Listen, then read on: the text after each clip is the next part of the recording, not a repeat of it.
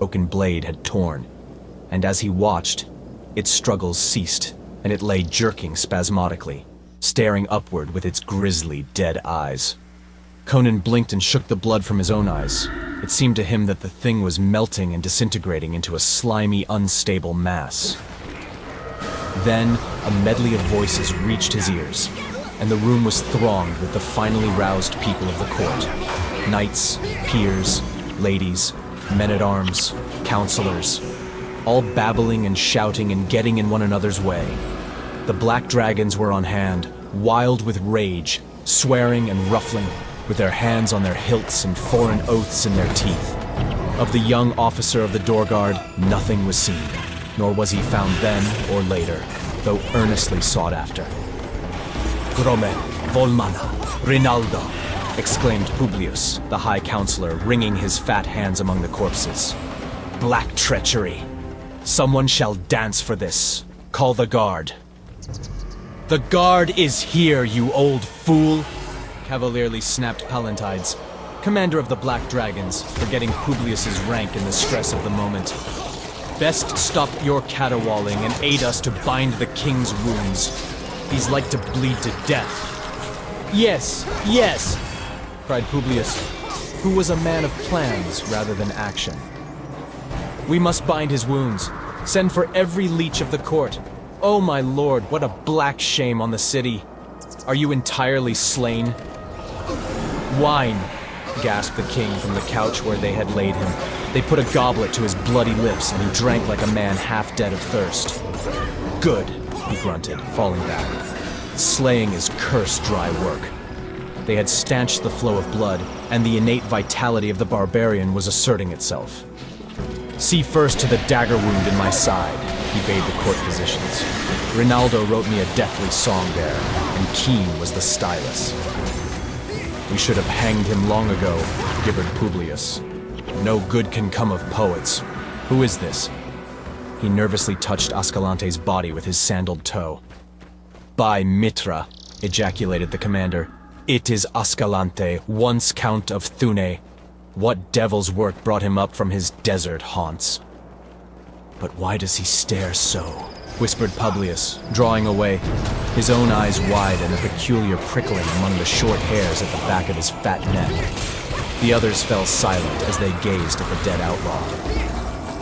"Had you seen what he and I saw," growled the king, sitting up despite the protests of the leeches, "you had not wondered.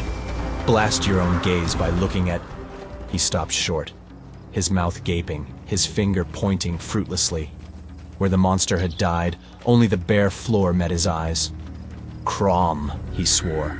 The things melted back into the foulness which bore it. "The king is delirious," whispered a noble. Conan heard and swore with barbaric oaths. "By Bad Morrigan, Macha and Nemain," he concluded wrathfully, "I am sane." It was like a cross between a Stygian mummy and a baboon. It came through the door, and Ascalante's rogues fled before it. It slew Ascalante, who was about to run me through. Then it came upon me, and I slew it. How I know not, for my axe glanced from it as from a rock. But I think that the sage Epimetheus had a hand in it. "Hark, how he names Epimetheus, dead for 1,500 years, they whispered to each other. "By Ymir," thundered the king. "This night I talked with Epimetheus. He called to me in my dreams, and I walked down a black stone corridor carved with old gods to a stone stair on the steps of which were the outlines of Set until I came to a crypt and a tomb with a phoenix carved on it. In Mitra's name, Lord King, be silent." It was the high priest of Mitra who cried out, and his countenance was ashen. Conan threw up his head like a lion tossing back its mane, and his voice was thick with the growl of the angry lion. "Am I a slave to shut my mouth at your command?" "Nay, nay, my lord." The high priest was trembling, but not through fear of the royal wrath. "I meant no offense." He bent his head close to the king and spoke in a whisper that carried only to Conan's ears. "My lord, this is a matter beyond human understanding. Only the inner circle of the priestcraft know of the black stone corridor carved in the black heart of Mount Golamira by unknown hands. or of the phoenix-guarded tomb where Epimetheus was laid to rest 1,500 years ago. And since that time, no living man has entered it. For his chosen priests, after placing the sage in the crypt, blocked up the outer entrance of the corridor so that no man could find it. And today, not even the high priests know where it is. Only by word of mouth, handed down by the high priests to the chosen few, and jealously guarded, does the inner circle of Mitra's acolytes know of the resting place of Epimetheus in the black heart of Golamira. It is one of the mysteries on which Mitra's cult stands. "I cannot say by what magic Epimetheus brought me to him," answered Conan. "But I talked with him, and he made a mark on my sword. Why that mark made it deadly to demons, or what magic lay behind the mark, I know not. But though the blade broke on Grummel's helmet, yet the fragment was long enough to kill the horror." "Let me see your sword," whispered the high priest from a throat gone suddenly dry. Conan held out the broken weapon, and the high priest cried out and fell to his knees. "Mitra, guard us against the powers of darkness," he gasped. "The king has indeed talked with Epimetheus this night. There on the sword, it is the secret sign none might make but him, the emblem of the immortal phoenix which broods forever over his tomb. A candle, quick, look again at the spot where the king said the goblin died." It lay in the shade of a broken screen. They threw the screen aside and bathed the floor in a flood of candlelight, and a shuddering silence fell over the people as they looked. Then some fell on their knees, calling on Mitra, and some fled screaming from the chamber. There on the floor where the monster had died, there lay, like a tangible shadow, a broad, dark stain that could not be washed out. The thing had left its outline clearly etched in its blood, and that outline was of no being of a sane and normal world. Grim and horrific, it brooded there, like the shadow cast by one of the apish gods that squat on the shadowy altars of dim temples in the dark land of Stygia. The Scarlet Citadel. Chapter 1. They trapped the lion on Shamu's plain. They weighted his limbs with an iron chain. They cried aloud in the trumpet blast. They cried, "The lion is caged at last."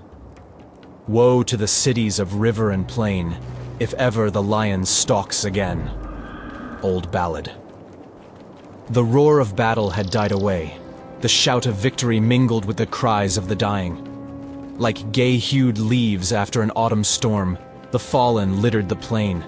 The sinking sun shimmered on burnished helmets, gilt-worked mail, silver breastplates, broken swords, and the heavy regal folds of silken standards, overthrown in pools of curdling crimson.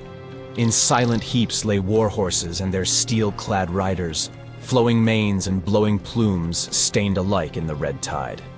About them, and among them, like the drift of a storm, were strewn, slashed, and trampled bodies in steel caps and leather jerkins, archers and pikemen. The Oliphants sounded a fanfare of triumph all over the plain, and the hoofs of the victors crunched in the breasts of the vanquished as all the straggling, shining lines converged inward like the spokes of a glittering wheel, to the spot where the last survivor still waged unequal strife. That day, Conan, king of Aquilonia, had seen the pick of his chivalry cut to pieces, smashed and hammered to bits, and swept into eternity. With 5,000 knights, he had crossed the southeastern border of Aquilonia and ridden into the grassy meadowlands of Ophir to find his former ally, King Amalrus of Ophir, drawn up against him with the hosts of Strabonus, king of Koth. Too late, he had seen the trap. All that a man might do, he had done with his 5,000 cavalrymen against the 30,000 knights, archers, and spearmen of the conspirators. Without bowmen or infantry, he had hurled his armored horsemen against the oncoming host, had seen the knights of his foes in their shining mail go down before his lances, had torn the opposing center to bits, driving the riven ranks headlong before him, only to find himself caught in a vice as the untouched wings closed in. Strabonus's Shemitish bowmen had wrought havoc among his knights, feathering them with shafts that found every crevice in their armor, shooting down the horses, the Kothian pikemen rushing in to spear the fallen riders. The mailed lancers of the routed center had reformed, reinforced by the riders from the wings, and had charged again and again, sweeping the field by sheer weight of numbers. The Aquilonians had not fled. They had died on the field, and of the 5,000 knights who had followed Conan southward, not one left the field alive. And now the king himself stood at bay among the slashed bodies of his house troops, his back against a heap of dead horses and men. Ophirian knights in gilded mail leaped their horses over mounds of corpses to slash at the solitary figure. Squat Shemites with blue-black beards and dark-faced Kothian knights ringed him on foot. The clangor of steel rose deafeningly. The black-mailed figure of the Western king loomed among his swarming foes, dealing blows like a butcher wielding a great cleaver. Readerless horses raced down the field. About his iron-clad feet grew a ring of mangled corpses. His attackers drew back from his desperate savagery, panting and livid. Now through the yelling, cursing lines rode the lords of the conquerors. Strabonus, with his broad, dark face and crafty eyes. Amalrus, slender, fastidious, treacherous, dangerous as a cobra. And the lean vulture Tsothalanti, clad only in silken robes, his great black eyes glittering from a face that was like that of a bird of prey. Of this Kothian wizard dark tales were told. Tousle-headed women in northern and western villages frightened children with his name, and rebellious slaves were brought to abased submission quicker than by the lash, with threat of being sold to him. Men said that he had a whole library of dark works, bound in skin flayed from living human victims, and that in nameless pits below the hill whereon his palace sat, he trafficked with the powers of darkness, trading screaming girl slaves for unholy secrets. He was the real ruler of Koth. Now he grinned bleakly as the kings reined back a safe distance from the grim, iron-clad figure looming among the dead. Before the savage blue eyes blazing murderously from beneath the crested, dented helmet, the boldest shrank. Conan's dark, scarred face was darker yet with passion. His black armor was hacked to tatters and splashed with blood, his great sword red to the crosspiece. In this stress, all the veneer of civilization had faded. It was a barbarian who faced his conquerors. Conan was a Cimmerian by birth, one of those fierce, moody hillmen who dwelt in their gloomy, cloudy land in the north. His saga, which had led him to the throne of Aquilonia, was the basis of a whole cycle of hero tales. So now, the kings kept their distance, and Strabonus called on his Shemitish archers to loose their arrows at his foe from a distance. His captains had fallen like ripe grain before the Cimmerian's broadsword, and Strabonus, penurious of his knights as of his coins, was frothing with fury. But Sotha shook his head. Take him alive. Easy to say, snarled Strabonus, uneasy lest in some way the black-mailed giant might hew a path to them through the spears. Who can take a man-eating tiger alive? By Ishtar, his heel is on the necks of my finest swordsmen. It took 7 years and stacks of gold to train each, and there they lie. So much kite's meat. Arrows, I say. Again, nay, snapped Sotha, swinging down from his horse. He laughed coldly. Have you not learned by this time that my brain is mightier than any sword? He passed through the lines of the pikemen, and the giants in their steel caps and mail brigandines shrank back fearfully, lest they so much as touch the skirts of his robe. Nor were the plumed knights slower in making room for him. He stepped over the corpses and came face to face with the grim king. The hosts watched in tense silence, holding their breath. The black-armored figure loomed in terrible menace over the lean, silk-robed shape, the notched, dripping sword hovering on high.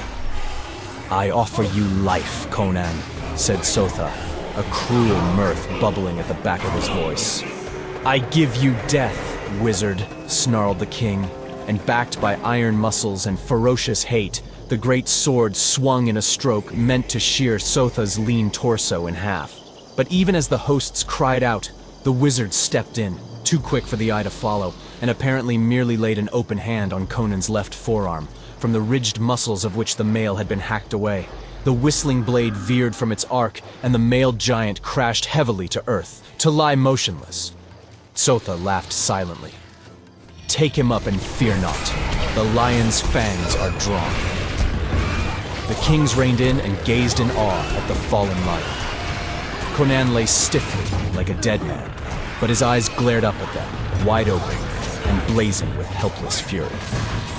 "What have you done to him?" asked Amalrus uneasily. Tsotha displayed a broad ring of curious design on his finger.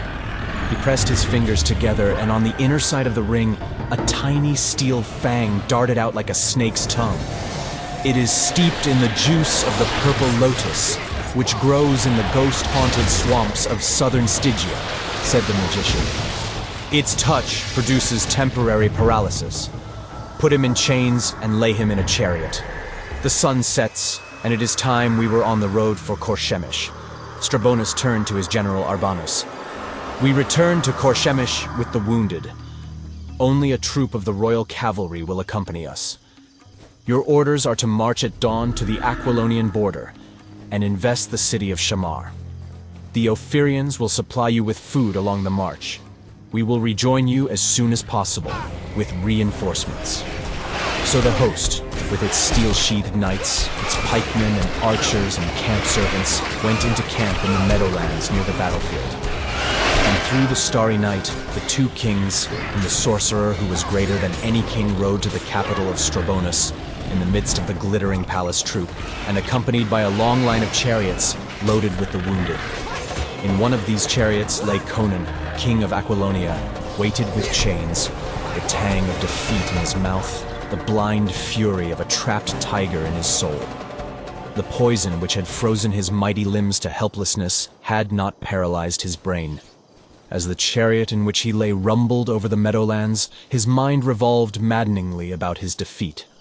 Amalrus had sent an emissary imploring aid against Strabonus, who, he said, was ravaging his western domain, which lay like a tapering wedge between the border of Aquilonia and the vast southern kingdom of Koth. He asked only 1,000 horsemen and the presence of Conan to hearten his demoralized subjects.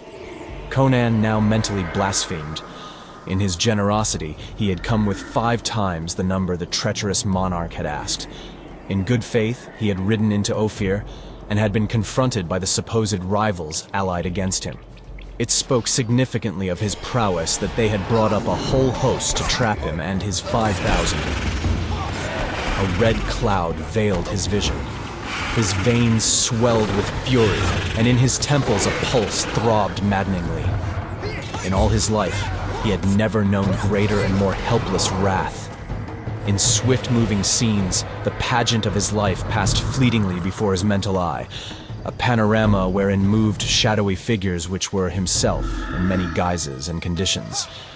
A skin-clad barbarian, a mercenary swordsman in horned helmet and scale-mail corselet, a corsair in a dragon-prowed galley that trailed a crimson wake of blood and pillage along southern coasts, a captain of hosts in burnished steel on a rearing black charger, a king on a golden throne with the lion banner flowing above, and throngs of gay-hued courtiers and ladies on their knees. But always the jouncing and rumbling of the chariot brought his thoughts back to revolve with maddening monotony about the treachery of Amalrus and the sorcery of Tsotha. The veins nearly burst in his temples, and cries of the wounded in the chariots filled him with ferocious satisfaction. Before midnight, they crossed the Ophirian border, and at dawn, the spires of Korshemish stood up gleaming and rose-tinted on the southeastern horizon, the slim towers overawed by the grim scarlet citadel that, at a distance, was like a splash of bright blood in the sky. That was the castle of Tsotha. Only one narrow street, paved with marble and guarded by heavy iron gates, led up to it, where it crowned the hill dominating the city. The sides of that hill were too sheer to be climbed elsewhere. From the walls of the citadel, one could look down on the broad white streets of the city, on minareted mosques, shops, temples, mansions, and markets. One could look down, too, on the palaces of the king, set in broad gardens, high-walled, luxurious riots of fruit trees and blossoms, through which artificial streams murmured and silvery fountains rippled incessantly. Over all brooded the citadel, like a condor stooping above its prey, intent on its own dark meditations. The mighty gates between the huge towers of the outer wall clanged open, and the king rode into his capital between lines of glittering spearmen, while 50 trumpets pealed salute. But no throngs swarmed the white-paved streets to fling roses before the conqueror's hoofs. Strabonus had raced ahead of news of the battle, and the people, just rousing to the occupations of the day, gaped to see their king returning with a small retinue, and were in doubt as to whether it portended victory or defeat. Conan, life sluggishly moving in his veins again, craned his neck from the chariot floor to view the wonders of the city which men called the Queen of the South. He had thought to ride someday through these golden-chased gates at the head of his steel-clad squadrons, with the great lion banner flowing over his helmeted head. Instead, he entered in chains, stripped of his armor, and thrown like a captive slave on the bronze floor of his conqueror's chariot. A wayward, devilish mirth of mockery rose above his fury, but to the nervous soldiers who drove the chariot, his laughter sounded like the muttering of a rousing lion. Chapter 2. Gleaming shell of an outworn lie. Fable of right divine. You gained your crowns by heritage, but blood was the price of mine. The throne that I won by blood and sweat, by Crom, I will not sell, for promise of valleys filled with gold, or threat of the halls of hell, the road of kings. In the citadel, in a chamber with a domed ceiling of carven jet, and the fretted arches of doorways glimmering with strange dark jewels, a strange conclave came to pass. Conan of Aquilonia, blood from unbandaged wounds caking his huge limbs, faced his captors. On either side of him stood a dozen black giants, grasping their long-shafted axes. In front of him stood Sotha, and on divans lounged Strabonus and Amalrus in their silks and gold, gleaming with jewels, naked slave boys beside them pouring wine into cups carved of a single sapphire. In strong contrast stood Conan, grim, blood-stained, naked but for a loincloth, shackles on his mighty limbs, his blue eyes blazing beneath the tangled black mane which fell over his low, broad forehead. He dominated the scene, turning to tinsel the pomp of the conquerors by the sheer vitality of his elemental personality, and the kings in their pride and splendor were aware of it each in his secret heart, and were not at ease. Only Tsotha was not disturbed. "Our desires are quickly spoken, King of Aquilonia," said Tsotha. "It is our wish to extend our empire." "And so you want to swine my kingdom," rasped Conan. "What are you but an adventurer seizing a crown to which you had no more claim than any other wandering barbarian?" parried Amalrus. "We are prepared to offer you suitable compensation." "Compensation?" There was a gust of deep laughter from Conan's mighty chest. "The price of infamy and treachery. I am a barbarian, so I shall sell my kingdom and its people for life and your filthy gold? Ha! How did you come to your crown? You and that black-faced pig beside you. Your fathers did the fighting and the suffering, and handed their crowns to you on golden platters. What you inherited without lifting a finger, except to poison a few brothers, I fought for. You sit on satin and guzzle wine the people sweat for, and talk of divine rights of sovereignty. Bah!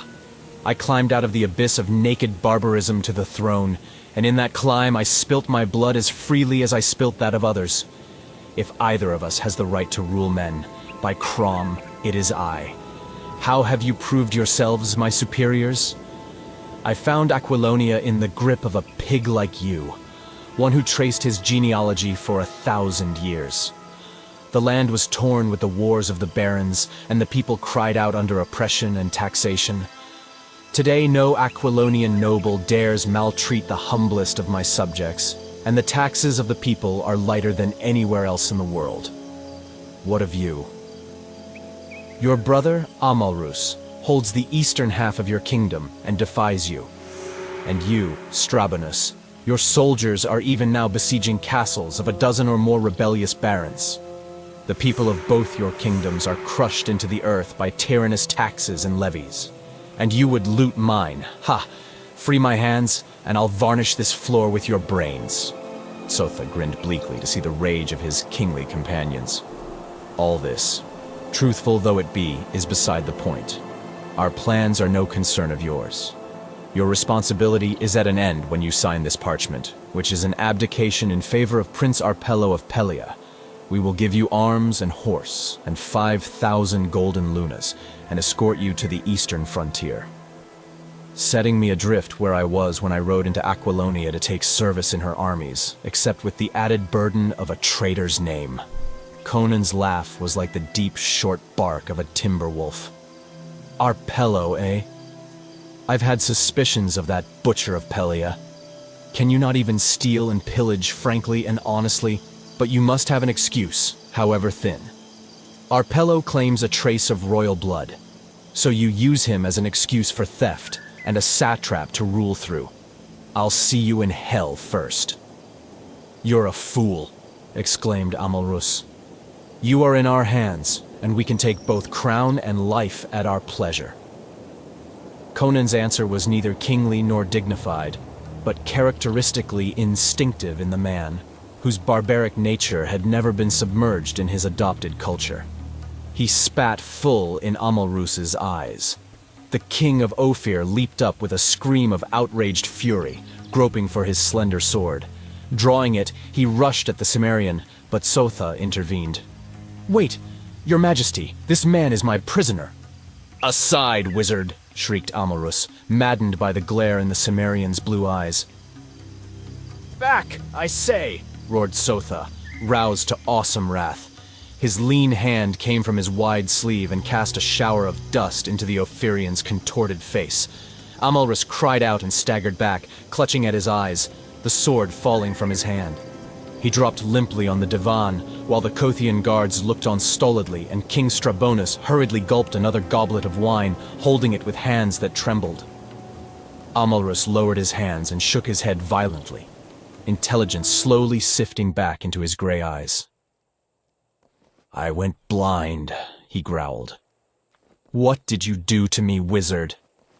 "Merely a gesture to convince you who was the real master," snapped Sotha. The mask of his formal pretense dropped, revealing the naked evil personality of the man. "Strabonus has learned his lesson. Let you learn yours. It was but a dust I found in a Stygian tomb which I flung into your eyes. If I brush out their sight again, I will leave you to grope in darkness for the rest of your life." Amalrus shrugged his shoulders, smiled whimsically, and reached for a goblet, dissembling his fear and fury. A polished diplomat, he was quick to regain his poise. Sotha turned to Conan, who had stood imperturbably during the episode.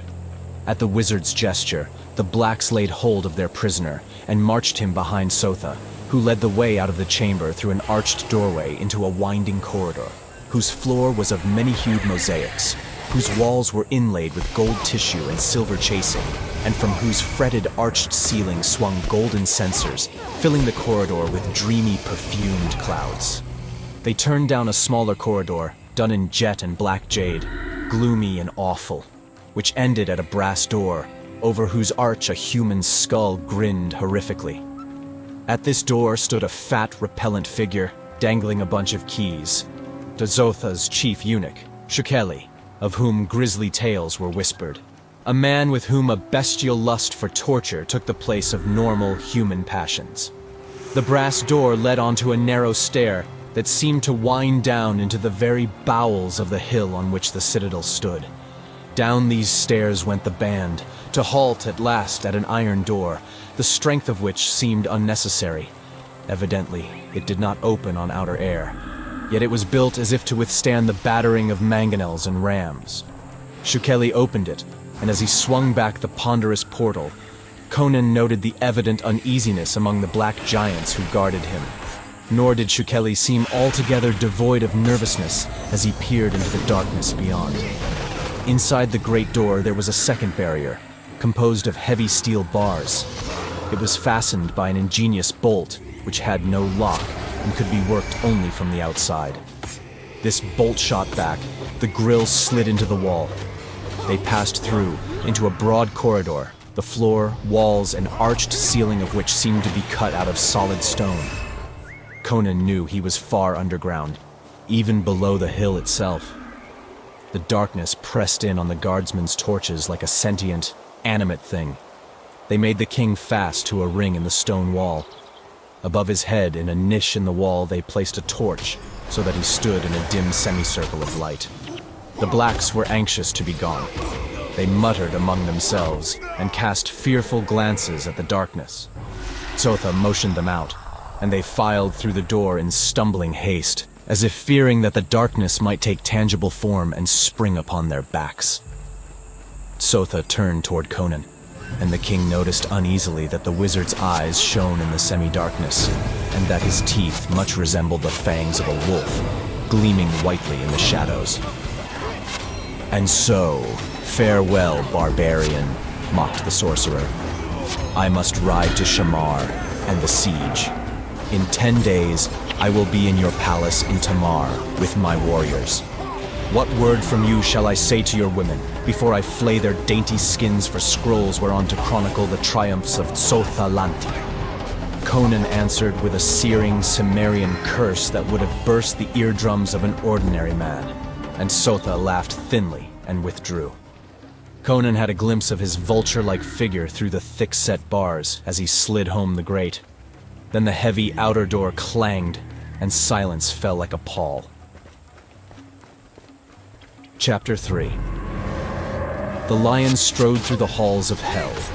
Across his path grim shadows fell of many a moving, nameless shape. Monsters with dripping jaws agape.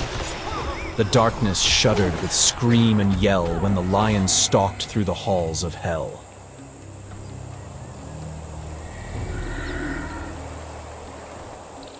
King Conan tested the ring in the wall and the chain that bound him. His limbs were free, but he knew that his shackles were beyond even his iron strength. The links of the chain were as thick as his thumb and were fastened to a band of steel about his waist. A band broad as his hand and half an inch thick. The sheer weight of his shackles would have slain a lesser man with exhaustion. The locks that held band and chain were massive affairs that a sledgehammer could hardly have dented. As for the ring, evidently it went clear through the wall and was clinched on the other side. Conan cursed, and panic surged through him as he glared into the darkness that pressed against the half-circle of light. All the superstitious dread of the barbarian slept in his soul, untouched by civilized logic. His primitive imagination peopled the subterranean darkness with grisly shapes. Besides, his reason told him that he had not been placed there merely for confinement. His captors had no reason to spare him. He had been placed in these pits for a definite doom. He cursed himself for his refusal of their offer, even while his stubborn manhood revolted at the thought. And he knew that were he taken forth and given another chance, his reply would be the same. He would not sell his subjects to the butcher. And yet, it had been with no thought of anyone's gain but his own that he had seized the kingdom originally. Thus, subtly does the instinct of sovereign responsibility enter even a red-handed plunderer sometimes. Conan thought of Sotha's last abominable threat, and groaned in sick fury, knowing it was no idle boast. Men and women were to the wizard no more than the writhing insect is to the scientist. Soft white hands that had caressed him, red lips that had been pressed to his, dainty white bosoms that had quivered to his hot, fierce kisses, to be stripped of their delicate skin, white as ivory and pink as young petals. From Conan's lips burst a yell so frightful and inhuman in its mad fury that a listener would have stared in horror to know that it came from a human throat. The shuddering echoes made him start and brought back his own situation vividly to the king.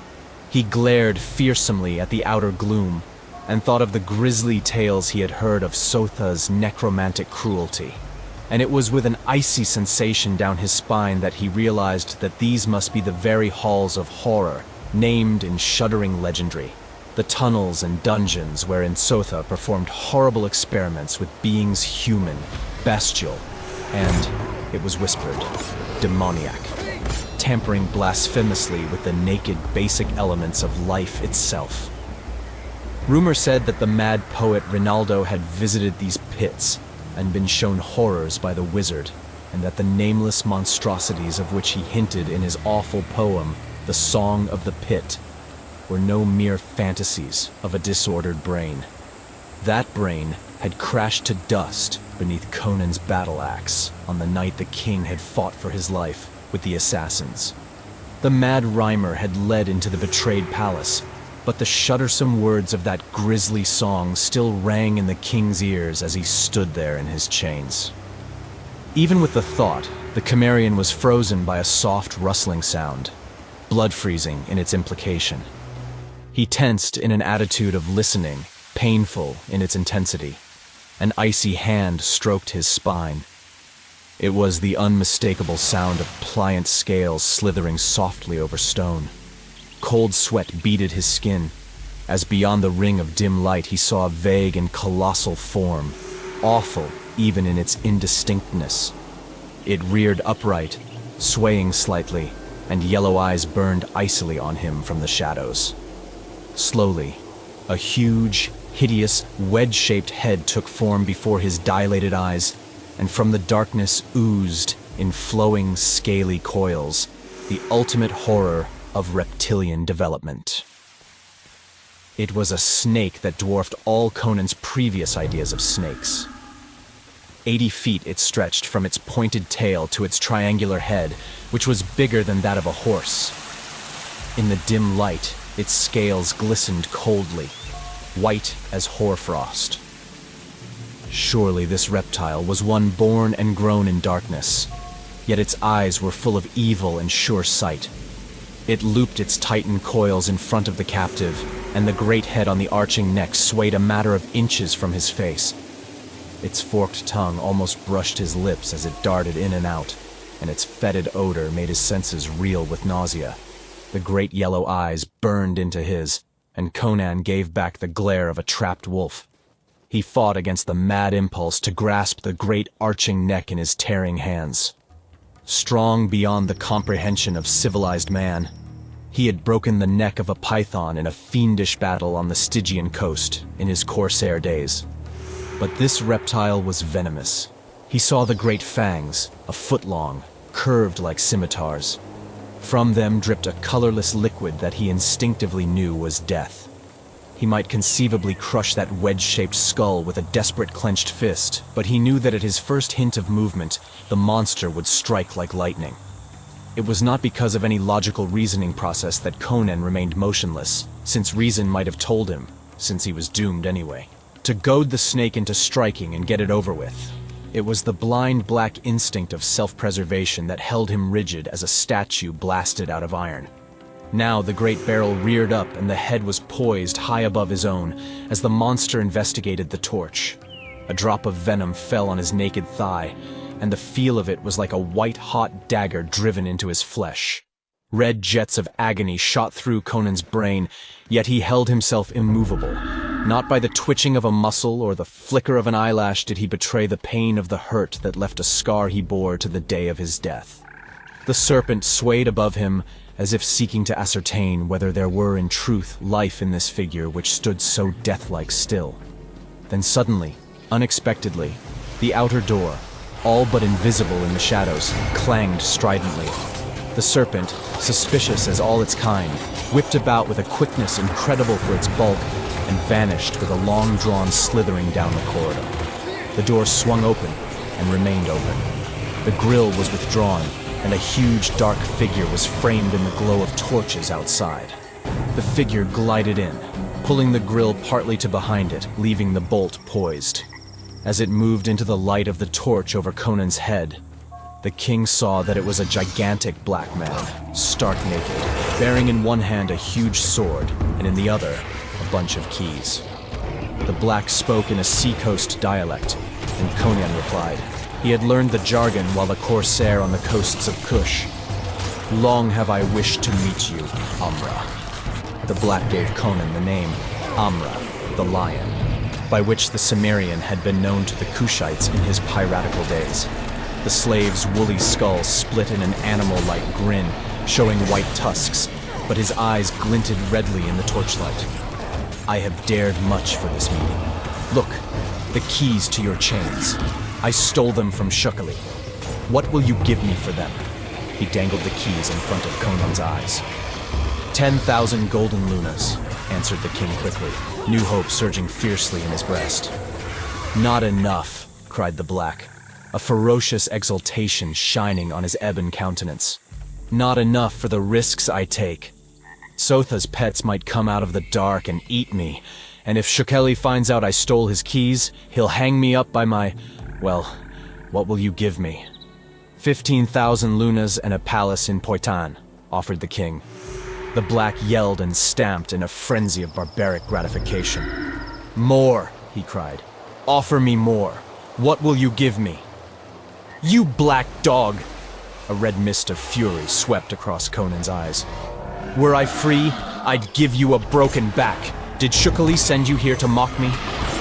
Shukeli knows nothing of my coming, white man, answered the black, craning his thick neck to peer into Conan's savage eyes. I know you from of old, since the days when I was a chief among a free people, before the Stygians took me and sold me into the north. Do you not remember the sack of Abombi, when your sea wolves swarmed in? Before the palace of King Ajaga you slew a chief, and a chief fled from you. It was my brother who died. It was I who fled. I demand of you a blood price, Amra. Free me, and I'll pay you your weight in gold pieces, growled Conan. The red eyes glittered, the white teeth flashed wolfishly in the torchlight. Aye, you white dog, you are like all your race, but to a black man, gold can never pay for blood. The price I ask is your head. The last word was a maniacal shriek that sent the echoes shivering.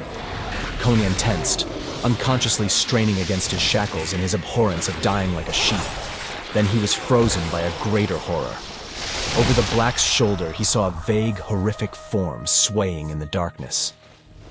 Sotha will never know, laughed the black fiendishly, too engrossed in his gloating triumph to take heed of anything else, too drunk with hate to know that death swayed behind his shoulder. He will not come into the vaults until the demons have torn your bones from their chains. I will have your head, Amra. He braced his knotted legs like ebon columns and swung up the massive sword in both hands, his great black muscles rolling and cracking in the torchlight. And at that instant, the titanic shadow behind him darted down and out, and the wedge-shaped head smote with an impact that re-echoed down the tunnels. Not a sound came from the thick, blubbery lips that flew wide in fleeting agony. With the thud of the stroke, Conan saw the life go out of the wide black eyes with the suddenness of a candle blown out. The blow knocked the great black body clear across the corridor, and horribly, the gigantic sinuous shape whipped around it in glistening coils that hid it from view, and the snap and splintering of bones came plainly to Conan's ears. Then, something made his heart leap madly. The sword and the keys had flown from the black's hands to crash and jangle on the stone, and the keys lay almost at the king's feet. He tried to bend to them, but the chain was too short. Almost suffocated by the mad pounding of his heart, he slipped one foot from its sandal and gripped them with his toes. Drawing his foot up, he grasped them fiercely, barely stifling the yell of ferocious exultation that rose instinctively to his lips. An instant's fumbling with the huge locks, and he was free. He caught up the fallen sword and glared about. Only empty darkness met his eyes, into which the serpent had dragged a mangled, tattered object that only faintly resembled a human body. Conan turned to the open door. A few quick strides brought him to the threshold. A squeal of high-pitched laughter shrilled through the vaults, and the grill shot home under his very fingers. The bolt crashed down. Through the bars peered a face like a fiendishly mocking carven gargoyle. Shukeli, the eunuch, who had followed his stolen keys. Surely he did not, in his gloating, see the sword in the prisoner's hand. With a terrible curse, Conan struck as a cobra strikes. The great blade hissed between the bars, and Shukeli's laughter broke in a death scream. The fat eunuch bent at the middle, as if bowing to his killer, and crumpled like tallow, his pudgy hands clutching vainly at his spilling entrails. Conan snarled in savage satisfaction, but he was still a prisoner. His keys were futile against the bolt which could be worked only from the outside. His experienced touch told him the bars were hard as the sword. An attempt to hew his way to freedom would only splinter his one weapon. Yet he found dents on those adamantine bars, like the marks of incredible fangs, and wondered with an involuntary shudder what nameless monsters had so terribly assailed the barriers. Regardless, there was but one thing for him to do, and that was to seek some other outlet. Taking the torch from the niche, he set off down the corridor, sword in hand. He saw no sign of the serpent or its victim, only a great smear of blood on the stone floor. Darkness stalked on noiseless feet about him, scarcely driven back by his flickering torch. On either hand he saw dark openings, but he kept to the main corridor, watching the floor ahead of him carefully, lest he fall into some pit. And suddenly, he heard the sound of a woman weeping piteously. Another of Sotha's victims, he thought, cursing the wizard anew, and turning aside, followed the sound down a smaller tunnel, dank and damp. The weeping grew nearer as he advanced, and lifting his torch he made out a vague shape in the shadows. Stepping closer, he halted in sudden horror at the amorphic bulk which sprawled before him.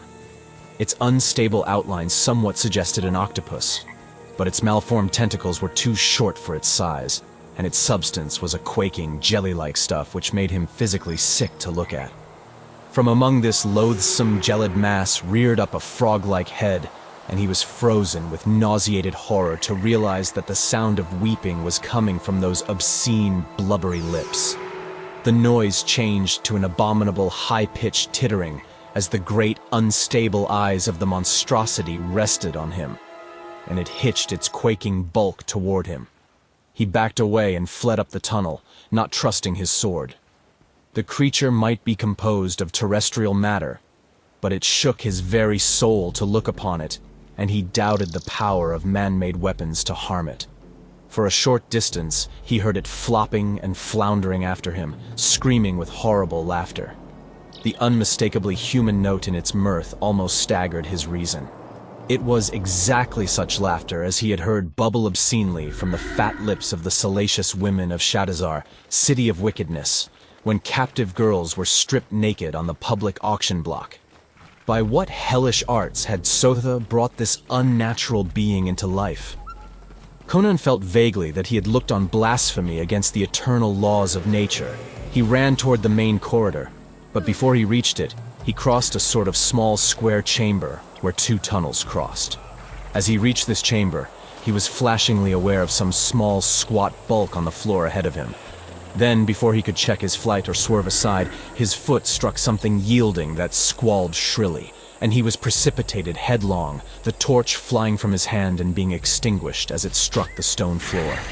Half stunned by his fall, Conan rose and groped in the darkness. His sense of direction was confused, and he was unable to decide in which direction lay the main corridor. He did not look for the torch, as he had no means of rekindling it. His groping hands found the openings of the tunnels, and he chose one at random. How long he traversed it in utter darkness, he never knew. But suddenly his barbarian's instinct of near peril halted him short. He had the same feeling he had had when standing on the brink of great precipices in the darkness. Dropping to all fours, he edged forward, and presently his outflung hand encountered the edge of a well, into which the tunnel floor dropped abruptly. As far down as he could reach, the sides fell away sheerly, dank and slimy to his touch. He stretched out an arm in the darkness and could barely touch the opposite edge with the point of his sword. He could leap across it then, but there was no point in that. He had taken the wrong tunnel, and the main corridor lay somewhere behind him. Even as he thought this, he felt a faint movement of air. A shadowy wind, rising from the well, stirred his black mane. Conan's skin crawled. He tried to tell himself that this well connected somehow with the outer world, but his instincts told him it was a thing unnatural. He was not merely inside the hill, he was below it, far below the level of the city streets. How then could an outer wind find its way into the pits and blow up from below? A faint throbbing pulsed on that ghostly wind, like drums beating far, far below. A strong shudder shook the king of Aquilonia. He rose to his feet and backed away, and as he did, something floated up out of the well. What it was, Conan did not know. He could see nothing in the darkness, but he distinctly felt a presence, an invisible, intangible intelligence which hovered malignly near him. Turning, he fled the way he had come. Far ahead, he saw a tiny red spark. He headed for it, and long before he thought to have reached it, he caromed headlong into a solid wall, and saw the spark at his feet.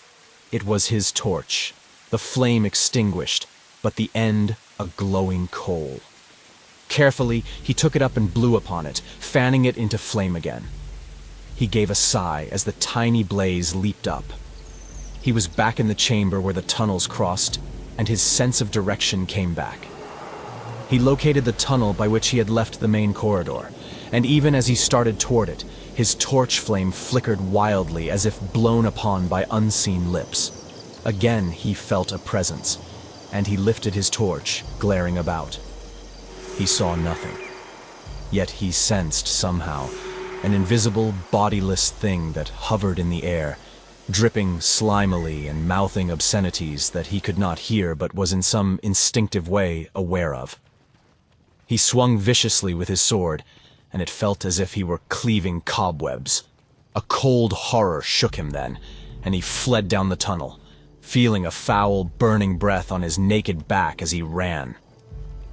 But when he came out into the broad corridor, he was no longer aware of any presence, visible or invisible.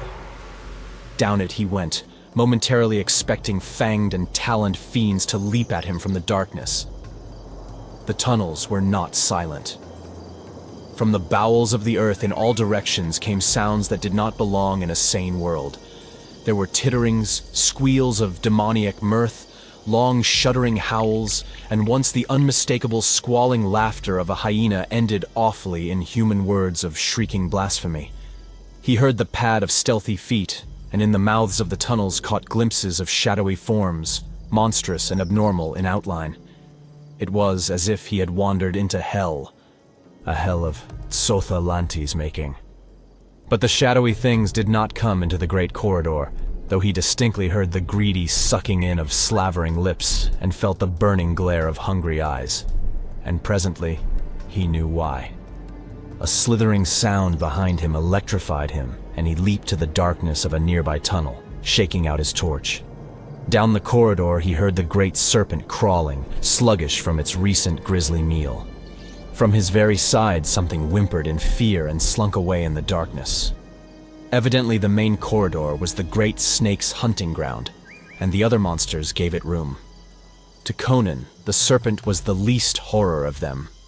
He almost felt a kinship with it when he remembered the weeping, tittering obscenity and the dripping, mouthing thing that came out of the well. At least it was of earthly matter.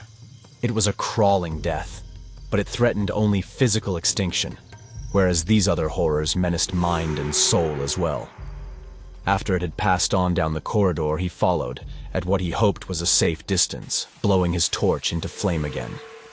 He had not gone far when he heard a low moan that seemed to emanate from the black entrance of a tunnel nearby. Caution warned him on, but curiosity drove him to the tunnel, holding high the torch that was now little more than a stump. He was braced for the sight of anything. Yet what he saw was what he had least expected. He was looking into a broad cell, and a space of this was caged off with closely set bars extending from floor to ceiling, set firmly in the stone. Within these bars lay a figure, which, as he approached, he saw was either a man or the exact likeness of a man, twined and bound about with the tendrils of a thick vine which seemed to grow through the solid stone of the floor.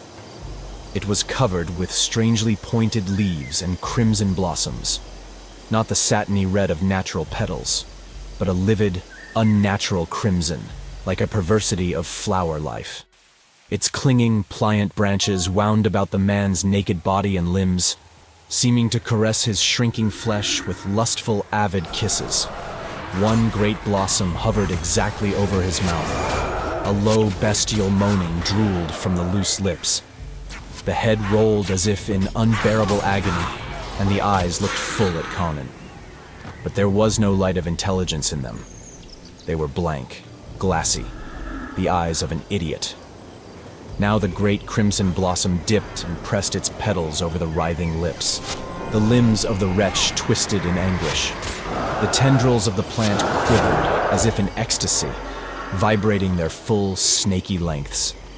Waves of changing hues surged over them. Their color grew deeper, more venomous. Conan did not understand what he saw, but he knew that he looked on horror of some kind. Man or demon, the suffering of the captive touched Conan's wayward and impulsive heart. He sought for entrance and found a grill-like door in the bars, fastened with a heavy lock, for which he found a key among the keys he carried, and entered. Instantly, the petals of the livid blossoms spread like the hood of a cobra. The tendrils reared menacingly, and the whole plant shook and swayed toward him.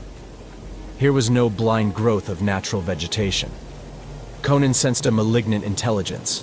The plant could see him, and he felt its hate emanate from it in almost tangible waves.